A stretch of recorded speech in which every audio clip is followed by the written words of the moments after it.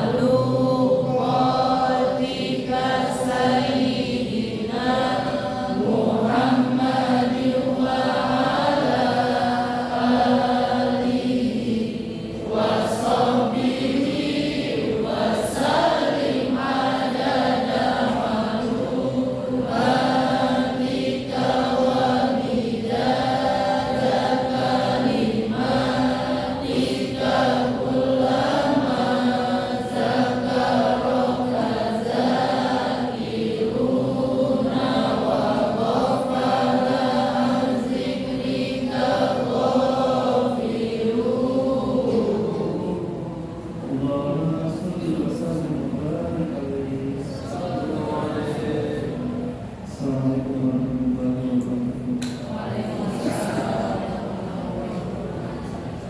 Allahumma sholli wa sallim alaihi. Terima kasih kepada Bapak Aris Munandar Sarjana Pendidikan yang telah memimpin pembacaan Asmaul Husna pada Jumat yang pertama. Mudah-mudahan Allah SWT selalu memberikan keberkahan kepada kita semua. Selanjutnya adalah pembacaan ayat suci Al-Quran Surat Al-Baqarah ayat 158 sampai dengan 160 oleh Ustazah Heri Mediana Sarjana Pendidikan dan Ustazah Nurul Puspa Magister Pendidikan. Kepadanya disilakan.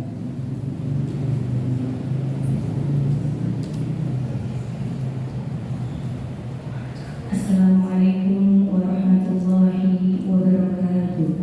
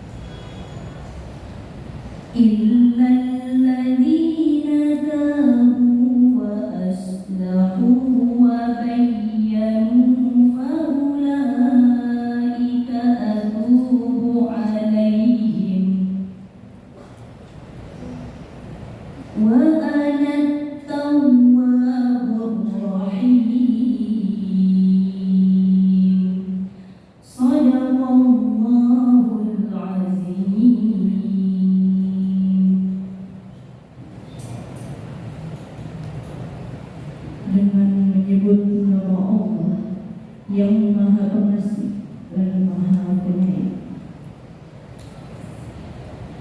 Sesungguhnya Syafa dan Marwah merupakan sebagian syiar agama Allah. Maka barang siapa beribadah haji ke Baitullah atau berumrah, tidak ada dosa baginya mengerjakan syiar antara keduanya. Dan barang siapa dengan kerelaan hati mengerjakan kebijakan, maka Allah Maha mensyukuri, Maha mengetahui. Sungguh orang-orang yang menyembunyikan apa yang telah kami turunkan berupa keterangan-keterangan dan petunjuk setelah kami jelaskan kepada manusia dalam kitab Al-Quran, maka itulah yang dilaknat Allah dan dilaknat pula oleh mereka yang melaknat,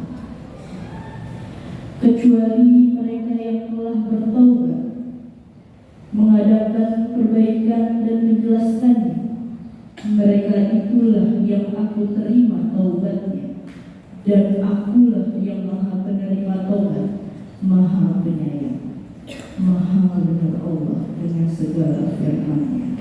Wassalamualaikum warahmatullahi wabarakatuh.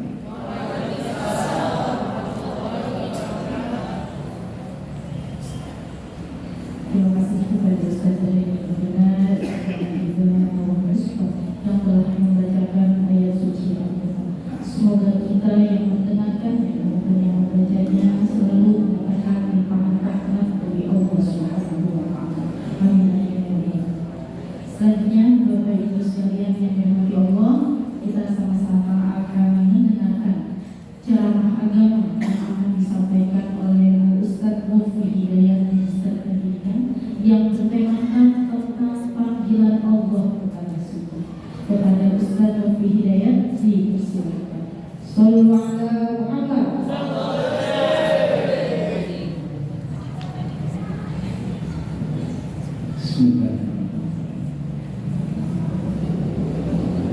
Bismillahirrahmanirrahim. Assalamualaikum warahmatullahi ta'ala wabarakatuh.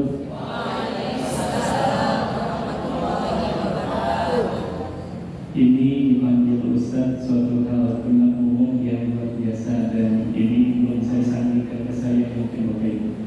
Saya masih proses belajar, jadi insya Allah mudah-mudahan apa yang saya coba sampaikan ini adalah berupa pengalaman, dan insya Allah mudah-mudahan bisa sama-sama jadi pelajaran yang nantinya mudah-mudahan bisa diambil beberapa hikmah atas nilai-nilai positif, dan insya Allah mudah-mudahan keluar dari lisan penyambung dari rahmat Allah Subhanahu wa Ta'ala. Amin. Sekali lagi kita bersalam. Assalamualaikum warahmatullahi ta'ala wabarakatuh. Alhamdulillahi rabbil alamin wa bihi nasta'in ala umuri dunya wad din, wassalatu wassalamu ala asrafil anbiya'i wal mursalin wa ala alihi wa sahbihi ajma'in. Amma ba'd. Alhamdulillah, segala puji bagi Allah Tuhan semesta alam, yang mana pada kesempatan yang indah ini di tempat yang penuh barakah, yang insya Allah dalam suasana lingkup masjid, kita selalu semua keluarga besar Yayasan Pendidikan Al-Hasanah bisa menjalankan dalam satu buah ikatan silaturahmi yang insya Allah nantinya akan ditutup dengan bermusyawarah. Amin amin ya rabbal alamin. Salawat serta salam tercurah kepada junjungan baginda Nabi besar Muhammad sallallahu alaihi wasallam, yang mana yang tak lain dan bukan kita selaku umatnya sangat-sangat dan tidak ada yang melepas dari namanya syafaat baginda Nabi besar Muhammad Rasulullah sallallahu alaihi wasallam. Jangan dipilih salah satu Bapak Ibu ya. Untuk syafaat kita berbondong-bondong, ayo sama-sama bahwa syafaat itu mahal harganya. Maka dari itu karena itu mahal, maka perlu harus ada usaha, yaitu hajat-hajat untuk bersolawat. Insya Allah mudah-mudahan lisan yang penuh dengan barakah untuk kita semua. Allah mudahkan kita untuk bersolawat kepada baginda Nabi besar Muhammad Rasulullah sallallahu alaihi wasallam. Amin amin ya rabbal alamin. Tak lupa yang terhormat kepada seluruh badan pendiri, badan pembina, dan dewan pengurus Yayasan Pendidikan Al-Hasanah, yang terhormat koordinator pendidikan Yayasan Pendidikan Al-Hasanah beserta staf dan karyawan, serta yang terhormat koordinator bidang keagamaan Yayasan Pendidikan Al-Hasanah serta pembina Akhlakul Karimah, serta yang terhormat Kepala Unit TK, SDI, SMP, SMA, SMK Al-Hasanah, serta Bapak Ibu guru dan karyawan Yayasan Pendidikan Al-Hasanah. Penuh barokah, marhaban wa marhaban kepada Ibu Dr. Hajah Badriah Herman. Alhamdulillah telah datang di tengah kita. Dan begitu pula kepada Ibu Hajah Ibrahim. Selamat datang Ibu, dan kepada Alhamdulillah Al-Mukarram wal-Muhtaram Al-Ustaz Bapak Dr. Andes Ilham Syah MM, bersat ya? MM, Alhamdulillah. Dan Alhamdulillah kita pula juga berhadir Bapak Haji Muhammad Yati di sebelah bagian sudut terlihat Ibu Nur Husna Mutiara. Alhamdulillah Ibu, terima kasih banyak sudah datang ke acara. Dan kemudian kepada Ibu Anda, Ibu Susi Asturi, terima kasih Ibu sudah datang dalam acara. Alhamdulillah. Dan pula kepada seluruh Bapak Ibu guru karyawan staf yang mohon maaf tidak bisa disebutkan satu persatu, namun insya Allah rasa takzim dan mahabbah kami kepada Bapak Ibu semua sampai kepada semuanya. Amin. Alhamdulillah Bapak Ibu, berkaitan dengan tausiah pada kesempatan hari ini, sebelum mulai ada satu pertanyaan yang dalam benak hati saya. Sebelum mulai ada yang ingin saya coba tanyakan ke Bapak Ibu. Kira-kira Bapak Ibu, hadiah apa yang Allah berikan, hadiah terbesar yang sampai saat ini Bapak Ibu rasakan? Ada? Boleh diangkat tangannya Bapak Ibu? Sehat, alhamdulillah. Yang kedua, nikmat umur, biasa. Iman, masya Allah. Ya, ada lagi Ibu? Takwa, masya Allah. Alhamdulillah. Terima kasih kepada Bapak Ibu telah menjawab pertanyaan kami. Benar-benar membuka hati saya Bapak Ibu.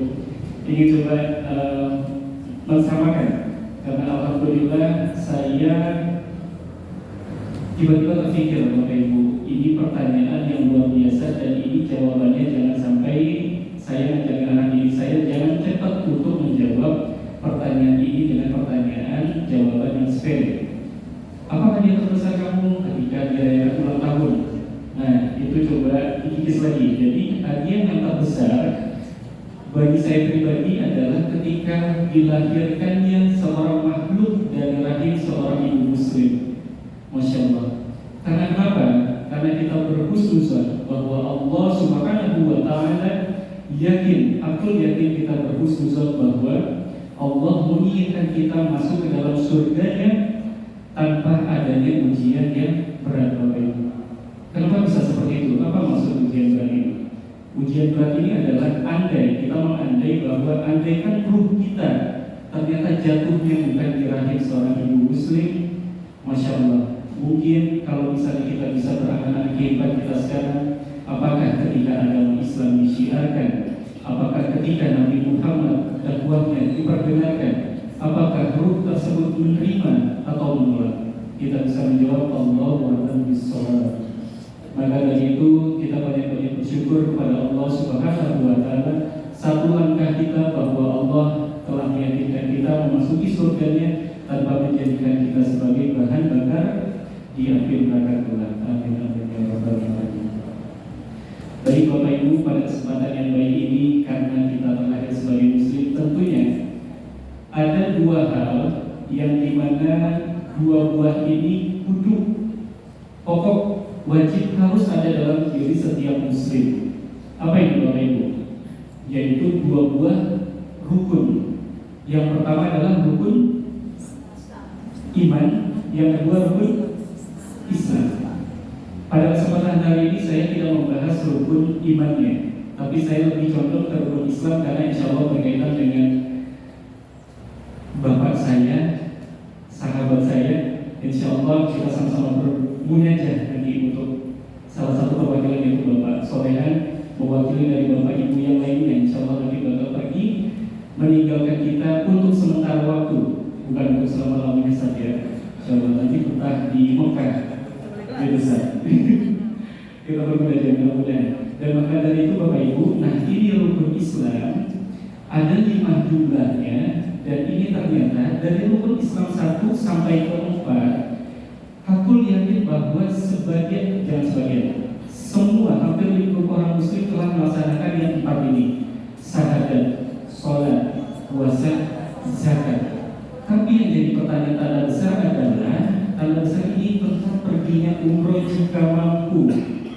Dan ternyata Bapak Ibu, saya mendengarkan kata ini, ternyata ini maksudnya rukun, bukan wajib Islam. Ternyata setelah saya pelajari, rukun adalah suatu hal yang mutlak di atas sifat wajib. Jadi artinya kalau misalnya kita masukkan ke satu contoh rukun haji dan wajib haji, Wajib haji adalah suatu hal yang harus dilakukan, tapi kalau tidak dilakukan bisa diganti dengan dam dan Islam, dan ibadah haji itu masih bisa diterima. Tapi untuk rukun, mau dalam keadaan lupa dan itu tidak terlaksana rangkaian satu ibadah haji, maka dikategorikan lepas atau tidak sahnya ibadah ibadah haji tersebut. Maka dari itu kata rukun ini benar-benar wajib mutlak harus dilakukan. Akhirnya ketika saya ikut satu buah majelis, beliau adalah saya menganggap selalu guru saya, panutan saya, yaitu saya setuju sekali dengan perkataan Ustadz Anang Ataki. Beliau mengatakan bahwa umrah dan haji bukanlah ibadah yang disandarkan dengan uang. Andaikan ibadah itu disandarkan dengan uang, bagaimana dengan orang-orang yang nangis tengah malam, yang meminta kepada Allah Subhanahu wa Ta'ala kan keterbatasan uang? Dimanakah letak keadilan itu kalau dilihat haji dan umrah dari segi uang, Bapak Ibu? Maka dari itu dilanjutkan oleh Ustadz Anang tadi mengatakan Allah tidaklah sekali-kali memanggil orang yang mampu, melainkan Allah memampukan orang yang dipanggil. Ini menandakan apa? Letak kehadiran Allah sangat Masya Allah. Kita tidak bisa mengatakan begitu kehadiran Allah sangat besar. Bahasa Allah memampukan orang yang dipanggil adalah lingkup semuanya tidak dijabarkan dengan uang, Bapak Ibu. Maka dari itu sama-sama yuk Bapak Ibu, kita harus optimis. Bisa? Iya bisa. Nanti bakal saya ajarkan bisa pergi haji dan umroh tanpa ngurus paspor, tanpa siapin uang. Nanti kita bisa pergi haji. Hari ini juga bisa pergi haji dan umroh. Nanti ada caranya. Balik lagi ke tema dakwah kita nih Bapak Ibu. Maka dari itu ternyata karena ini tidak disandingkan dengan uang, maka guru saya Al-Mukarram Wal-Muhtaram Kiai Haji Bunyamin, beliau majelisnya kebetulan dekat dengan rumah saya Bapak Ibu, ada di Seng-Seng. Beliau mengatakan kebetulan temanya tentang umroh. Jadi beliau mengatakan karena ini rukun Islam, maka 5 ini wajib harus dilakukan. Jika tidak dilakukan maka Islamnya tidak dianggap sebagai Islam yang kafah, artinya sempurna. Dan mungkin bisa dikatakan Allah menolak keislamannya. Maka dari itu banyak yang bertanya-tanya, Ustaz, kalau andaikan 1-4 baik kita akan laksanakan, tapi bagaimana dengan yang kelima? Ternyata kata beliau bahwa kelima poin ini 1-4 kita bisa. Kenapa yang 5 harus jadi tanda tanya? Begitu Bapak Ibu. Kalau yang 4 sudah bisa, kenapa yang 5 sudah? Akhirnya beliau mengatakan bahwa sungguh merugi dan rusaklah Islam seseorang jika tidak menyempurnakan rukun Islam yang 5 ini. Gimana cara menyempurnakannya adalah dengan menghadirkan pikiran dan batin kita bermunajat secara sadar kepada Allah Subhanahu wa Ta'ala. Ya Allah, hamba ingin datang ke rumahmu, panggillah hamba ya Allah ke dalam rumahmu. Ketika seorang hamba berkata seperti itu, maka lepaslah, maka dianggap kafahlah seorang muslim dalam memenuhi rukun Islam. Karena kenapa Bapak Ibu? Karena Allah memampukan orang yang dipanggil. Itulah kata yang kita pegang. Allah memampukan semuanya, maka bagaimana caranya kita dimampukan? Kalau hati kita tidak pernah meminta kepada Allah, Allah tolong pergikan saya ke sana. Bagaimana Allah mencungkil batin hati dari seorang hamba tersebut? Masya Allah. Mudah-mudahan ini bisa menjadi manfaat Bapak Ibu ya. Tapi ini belum selesai Bapak Ibu, saya masih suka. Boleh lanjut? Boleh ya. Nah ini belum masuk hadisnya Bapak Ibu. Jadi ini ibadah umroh ini tidak ujuk-ujuk umroh, ujuk-ujuk haji. Dan ternyata ibadah haji dan umroh ini ada ketika Nabi siapa Bapak Ibu? Nabi Muhammad kan? Kalau andaikan haji turun ketika Nabi Muhammad, bagaimana dengan kisah-kisah Nabi terdahulu yang melaksanakan ibadah haji bahkan bersama anaknya yaitu Nabi Ibrahim alaihissalam dan Ismail alaihissalam.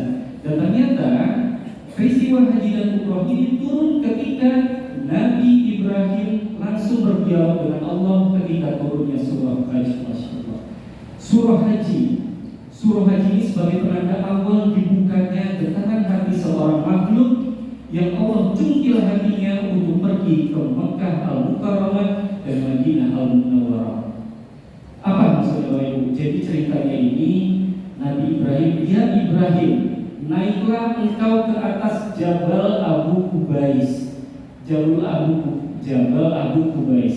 Jabal Abu Qubais ini ada di sebelah timur kota Mekah, yang dimana tempatnya itu berdekatan dengan Masjidil Haram. Maka dari itu peristiwa ini sangat menegangkan sekali Bapak Ibu, karena disinilah pertama kali Allah meminta kepada Nabi Ibrahim alaihissalam. Kenapa bisa Nabi Ibrahim yang diminta? Karena beliau adalah ayah dari para nabi dan ayah dari para rasul. Masya Allah. Dan ternyata Nabi Ibrahim diminta oleh Allah, Ibrahim, berteriaklah sekuat tenaga kamu sampai suara kamu hilang. Ya Allah, apa maksudnya untuk saya berteriak? Dan Allah melanjutkan, sungguh aku meminta kamu untuk berteriak memanggil satu umatmu untuk berada di hadapan kamu sekarang.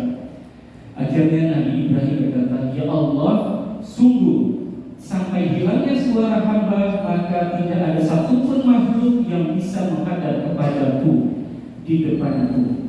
Ini tandanya hikmahnya Bapak Ibu.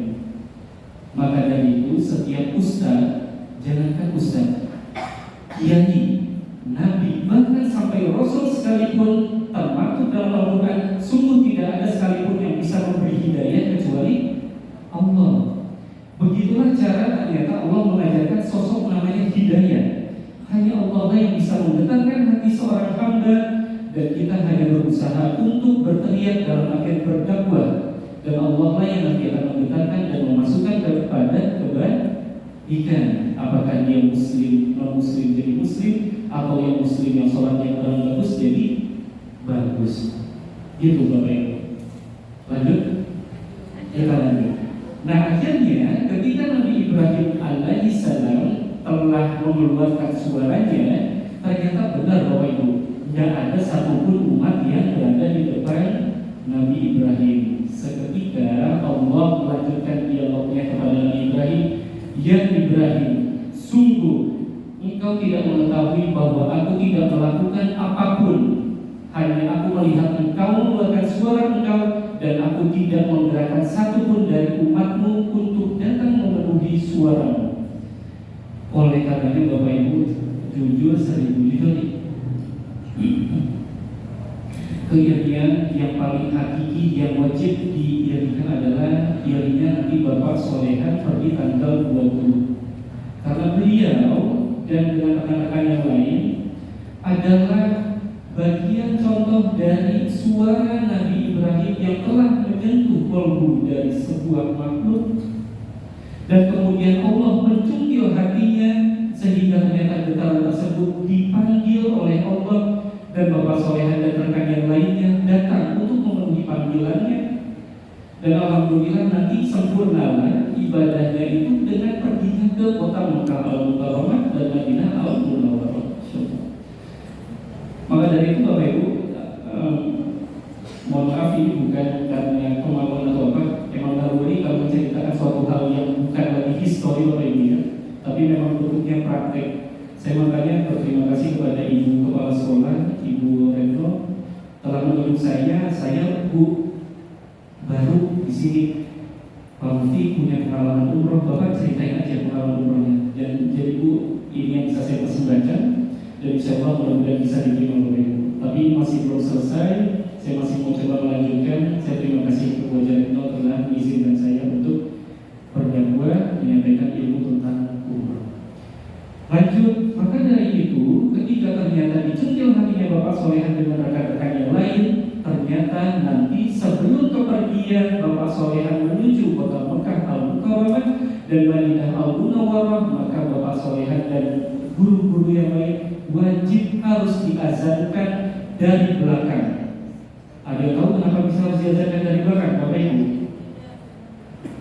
Bukannya saya promote myself Bapak Ibu ya, tapi dulu pengalaman saya ketika sama Bebek Istri saya, Bapak Ibu, ketika mau menuju umroh, iya, saya ngambil bebek. Ternyata alhamdulillah saya pakai umrah, Bapak Ibu. Nah, saya minta sama istri saya, kita mau diajarkan dari belakang, kita serasa seperti mayat yang masih hidup. Saya nggak bisa berada di situ dan itu benar-benar hal yang bisa saya pikir. Saking luar biasanya, tapi memang azan itu mengingatkan saya mati di saat itu, Bapak Ibu. Belum mati tapi jiwanya sudah mati, Bapak Ibu. Dan ketika diazankan, saya tanya sama mutomis saya bilang, Ustaz, kenapa saya harus diazankan dari belakang? Sungguh andai kalau misalnya Bapak tidak diazankan dari belakang, kami takut Bapak tidak akan balik lagi ke negara Indonesia. Maka dari itu Nabi Ibrahim telah memanggil Bapak solehan dari depan, ditarik badannya, dan nanti mutawif kita menarik dari belakang untuk kita balik lagi ke negara tercinta Indonesia. Maka dari itu Bapak Ibu, ini lumayan luar biasa kalau bicara tentang masalah umroh dan haji. Ini tidak bisa dibendung. Bapak Ibu yang sudah pergi pun rasanya mau ikut. Ya, ini luar biasa Bapak Ibu, tidak bisa digambarkan dengan kata-kata. Karena kita hanya bisa mendengarkan teori, kita hanya bisa mendengarkan sejarah. Tapi ketika di depan mata kita ada Ka'bah, disitulah praktek yang sebenarnya Bapak Ibu. Maka dari itu ternyata kenapa kita harus pergi umroh atau haji ini Bapak Ibu? Ini saya ingin membuka hati Bapak Ibu, mudah-mudahan segera dicepatkan. Semoga mudah-mudahan Allah cungkil hatinya dan jangan sampai difikirkan dengan hal yang lain Bapak Ibu. Salah satu hadis dalam Imam Bukhari dan Muslim dari Abu Hurairah radhiyallahu anhu sallallahu alaihi wasallam bersabda, "Al-umratu ila al-umrati kaffaratun lima bainahuma wal hajju mabrur laisa lahu jazaa'un illa jannah." Kalau orang yang berada sebelah ini Bapak Ibu, bilangnya dia between one umrah and another will remove sins, and Hajj mabrur will get a heaven. Jadi maksudnya adalah bahwa antara umrah yang satu dan umrah yang lainnya akan menghapuskan dosa, dan tiada yang lebih pantas bagi seorang yang haji mabrur akan mendapatkan surga. Masya Allah. Dan ini dari pengalaman saya Bapak Ibu, ketika ternyata berkaitan dengan dosa, Bapak Ibu boleh percaya, 1 minggu sebelum keberangkatan saya bersama Dede, ayo umat, kita sama-sama tulis semua doa-doa yang kita mau mengajarkan, dan sama-sama orang-orang yang nitip doa kita tulis Bapak Ibu, semua kita tulis. Setelah kita tulis, ternyata alhasil sampai di kota Mekah Al-Mukarramah, buku yang kita tulis kita sobek, kita bawa di genggaman tangan kita, dan ternyata ketika sampai di bangunan Ka'bah, apa yang terjadi Bapak Ibu? Yang terjadi itu adalah bukan sama sekali ini tangan terbuka untuk membuka kertas buru-buru untuk membacakan doa ini. Ternyata hati saya dan istri saya sama. Ternyata yang kita ucapkan pertama kali dan tidak lepas satu putaran penuh itu adalah kalimat istighfar. Astagfirullah, Rabbi firli warhamni wa alayya, Rabbi firli warhamni wa alayya. Itu kata yang terucap walaupun mutawif kita mengajarkan Bapak Ibu mutar pertama kali bacanya ini, dan saya membacanya istighfar, dan itu tidak lepas kata istighfar. Itu kenapa? Karena ruh kita itu membutuhkan nutrisi Bapak Ibu. Beda dengan jasad kita. Jasad kita butuh makan, minum. Tapi ruh kita itu membutuhkan yang namanya ngaji, datang ke majelis. Butuh yang namanya kita mendapatkan asupan nutrisi dari mendengarkan hal yang positif. Dan ternyata ketika datang di kota Mekah dan melihat Ka'bah secara langsung, disitulah ternyata letak ruh berbahagia. Sepaling bahagianya adalah ruh kita burhan.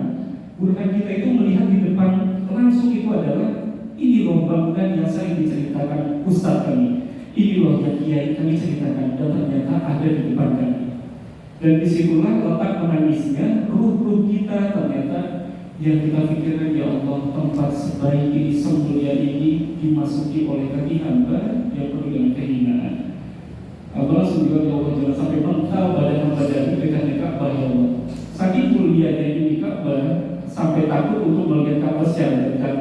sampai itu berlilang air mata saya, dan itu saya hanya bisa duduk ke bawah. Dan sesekali ketika saya melihat Hajarul Aswad itu, Masya Allah, pertama kali itu yang saya lihat adalah guratan-guratan dari Hajarul Aswad. Ya Allah, andaikan hamba bisa menyentuh Hajarul Aswad itu, ya Allah, maka kemuliaan luar biasa yang akan berdetak. Tapi ternyata Allah berkata lain, cukup dengan kita mengarahkan tangan kita kepada Hajarul Aswad, maka sudah mendapatkan kemuliaan. Masya Allah.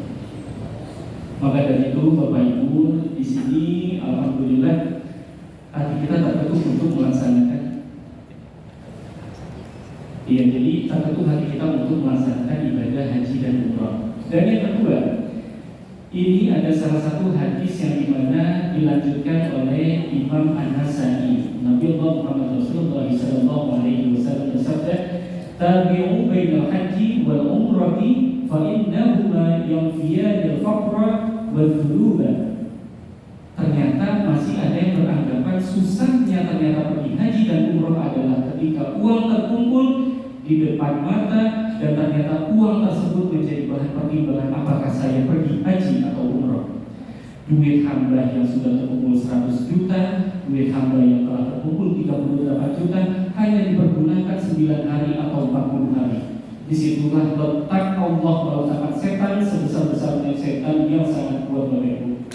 Maka dari itu benar-benar ketika ternyata ini dikaitkan dengan kefakiran, ketika saya mendengarkan kajian Ustaz Adi Hidayat di salah satu masjid, yaitu Masjid Tanah Kusir di Manarul Hidayah, dan beliau mengatakan, dan itu sebelum kepergian saya umroh ke Mekah, dan itu menyentuh sekali. Ada jemaah yang datang ke beliau dan ternyata jemaah itu berkata kepada Ustaz Adi Hidayat, "Ya Ustaz, kenapa ya bayar umroh sekarang makin lama makin mahal harganya?"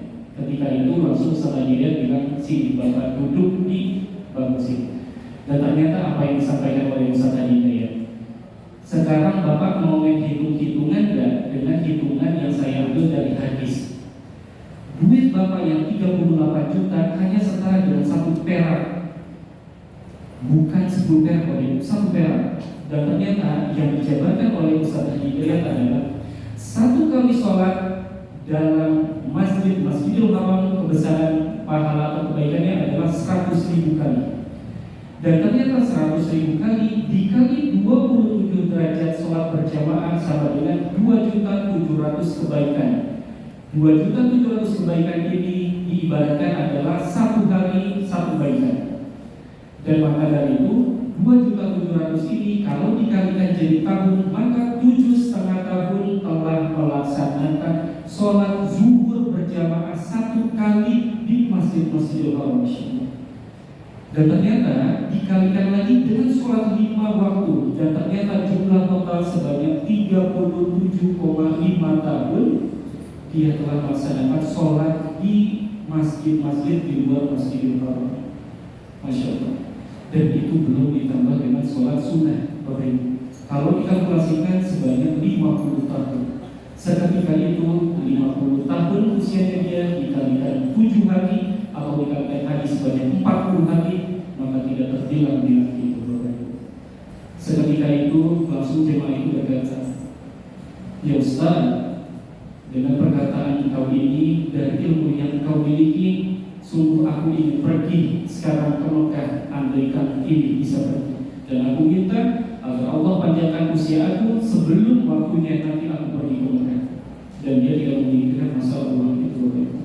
Yang dipikirkan adalah sekitar 37 tahun lamanya kita sudah berlomba selama 37 tahun dia sholat secara utuh dan sempurna. Dan balik ke Indonesia kita iri makanya dengan orang-orang yang tinggal di sana. Maka dari itu, untuk meraih hal suatu yang baik kayak ini Bapak Ibu, jangan pernah bilang kata, saya sudah pernah bilang sama teman saya ketika dia pergi umroh, dia bilang umroh capek. Tegas saya bilang sama dia, umroh kamu tidak mabrur. Saya bilang kayak gitu. Siapa yang mengatakan haji dan umroh adalah ibadah yang capek, maka saat itu dia tidak akan mendapatkan kemabruran Bapak Ibu. Jangan pernah berkata bahwa haji dan umroh itu adalah ibadah yang capek.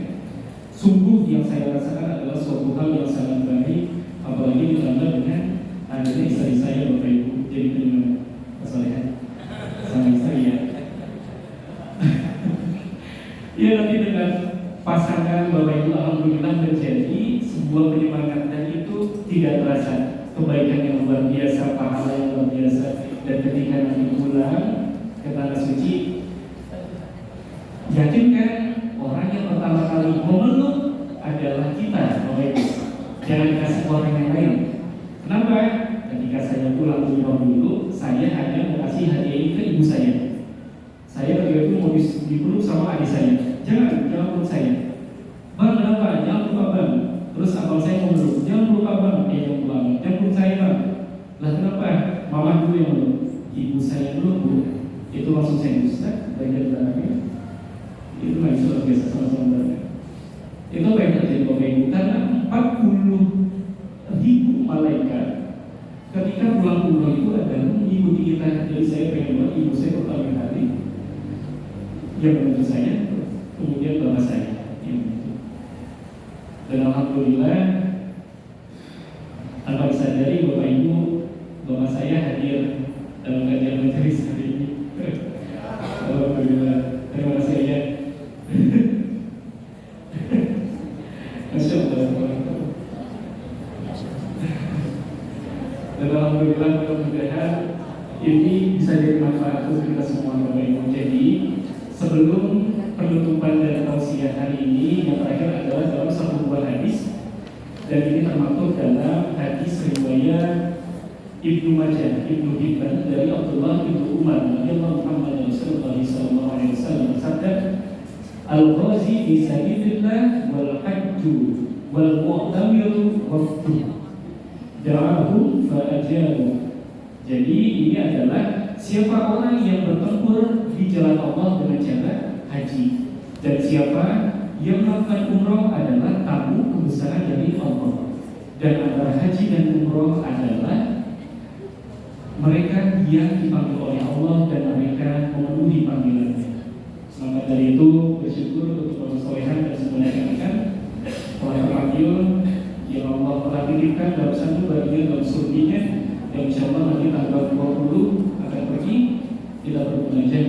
Semoga ya Allah berikan panjang umur, amin, sehat badan dan fisik, batinnya, pikiran, dan menjadi umroh dan semuanya yang ikut nanti dalam kepergian umroh tanggal 20 tanggal 20. Semoga Allah berikan menjadi umroh yang mabrur wal mabrur, yang nantinya pulang membawa hadiah yang paling utama, contoh untuk semua keluarga besar al-Asad.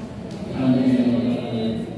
Maka dari itu Bapak Ibu, sebelum saya tutup tausiah pada kesempatan tadi, kesimpulan yang bisa kita ambil adalah satu, ingat bahwa setiap panggilan Allah pertama kali adalah panggilan yang sempurna.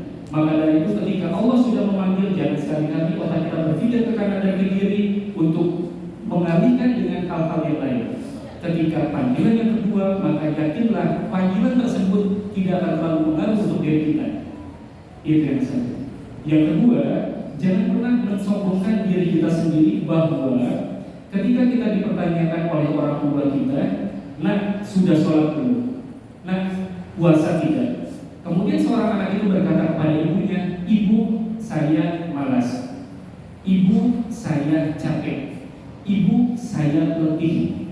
Mungkin kalau misalnya itu anak kecil, bahasanya ya Bapak Ibu, mudah-mudahan boleh panjang, masih sebagai bahan pembelajaran. Tapi bagi yang sudah menikah dan ini masih terjadi, ini berarti dalam sebuah tanda tanya besar Bapak Ibu.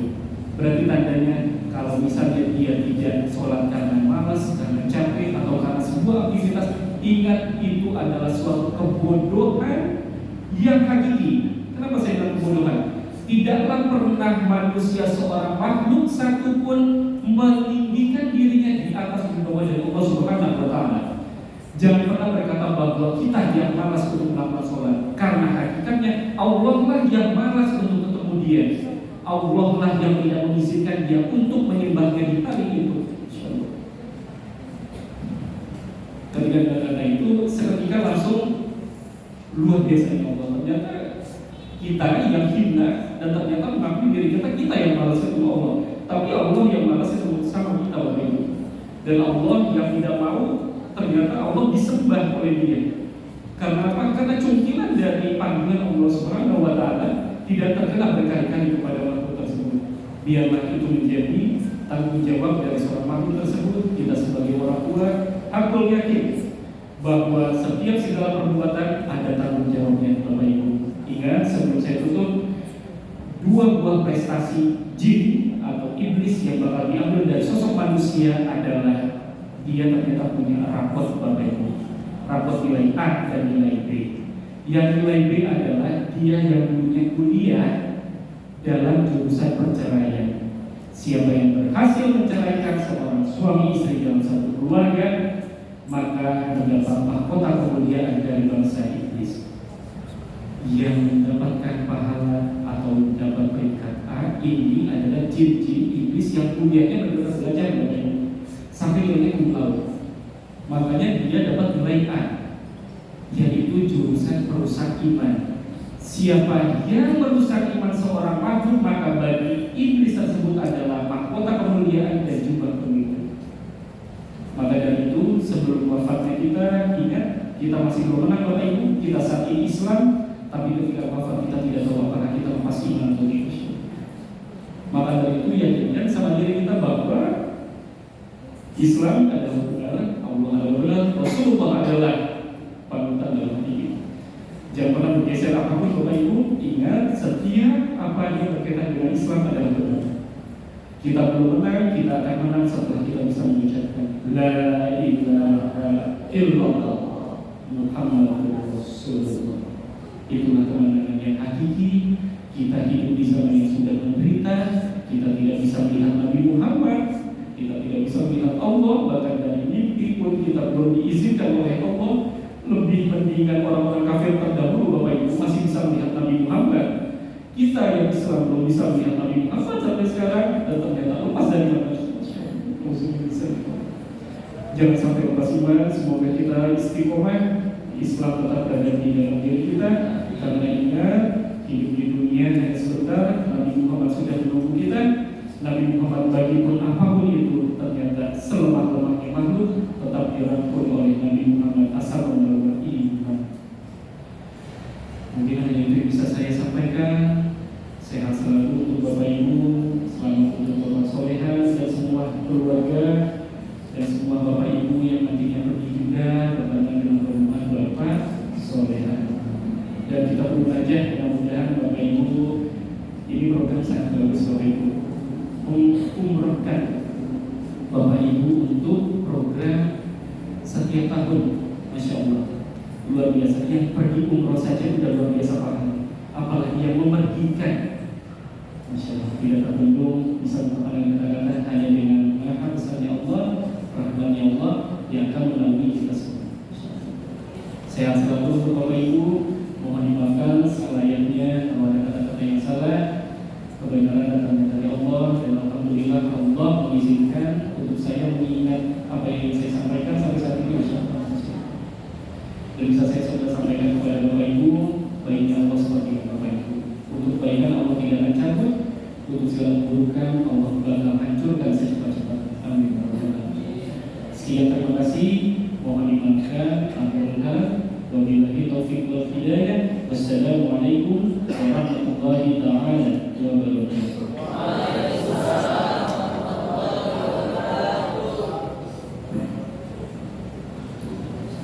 Masya Allah, terima kasih Ustaz Hidayat. Itu dengan ayat dari Pak Mufti, betul ya Pak? Ini ayatnya, Masya Allah. Ayat Pak Mufti sudah punya anak yang bisa menggugah hati Bapak Ibu sekalian di sini. Mudah-mudahan kita semua yang ada di sini bisa pergi juga ke tanah suci, menyusul para jamaah umroh Yayasan Pendidikan Al-Hasanah. Kita menjadi muslim yang kafah, yang bisa menjalankan rukun iman, rukun Islam, rukun iman ya. Ayo ya, anak dulu. Oh iya. Rukun Islam atau rukun iman? Bisa lagi kayak tes anak-anak ya, baik. Kalau begitu Bapak Ibu, sebelum sambutan yang akan disampaikan oleh Ustaz Solehan Sarjana Pendidikan sebagai perwakilan dari jamaah umroh, saya minta kepada yang terhormat jamaah umroh yang lain untuk Silakan Ibu Neneng, Ibu Masna.